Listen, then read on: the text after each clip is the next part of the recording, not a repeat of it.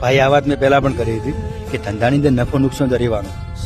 વાત એ નથી કે એમાં તમે નુકસાન કેટલું ખાધું, વાત એ નથી કે તમે એમાં સફળ થયા કે નહીં. પોઈન્ટ એ છે કે શું એની અસર તમારા મગજ ઉપર તો નથી થતી ને, સ્ટ્રેસ તો નથી આવતું ને મગજ ઉપર, કે તમે ડિપ્રેશનમાં નથી જતા રહેતા ને રાત્રે, કે આખો દિવસે એ વિચારતા નથી ને કે ભાઈ હવે મારું શું થશે, મેં આવડું મોટું નુકસાન કર્યું. અને જ્યાં સુધી તમારા મગજમાં આ વિચારો ચાલશે ને ત્યાં સુધી તમે એને કવર પણ નહીં કરી શકો. જે નુકસાન થયું છે એ તમે કવર નહીં કરી શકો, આગળનું નહીં વિચારી શકો કે હવે મારે નેક્સ્ટ સ્ટેપ શું લેવો. એવા સમયે ઘણા લોકો એવું કહેતા હોય છે કે ભાઈબંધો જોડે જઈને બેસવું કે પહાડોમાં જઈને ફરવા જવું, જેથી મનનું સ્ટ્રેસ દૂર થાય, મન હળવું થાય. હકીકતમાં એવું કંઈ નથી હોતું.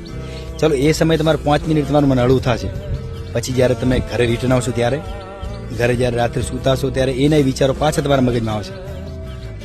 ભાઈ તમારે એ સમય એ કરવાનો છે કે તમે જે લાઈનની અંદર નુકસાન ખાધું છે ને, માની લો કે તમે હોટલનો ધંધો કર્યો અને એમાં તમારે નુકસાન આવ્યું, તો તમારે એવા વ્યક્તિ જોડે જઈને મળવાનું છે, એવા વ્યક્તિ જોડે જઈને સલાહ લેવાની છે કે જે હોટલના ધંધામાં સફળ થયો હોય, 5-10 વર્ષથી એ ધંધો કરતો હોય અને સફળ થયો હોય, એને બહુ અનુભવ હોય, અને એ તમને સાચી સલાહ આપશે કે ભાઈ જ્યારે નુકસાન આવે આ લાઈનમાં ત્યારે બેકઅપ કઈ રીતે લેવું.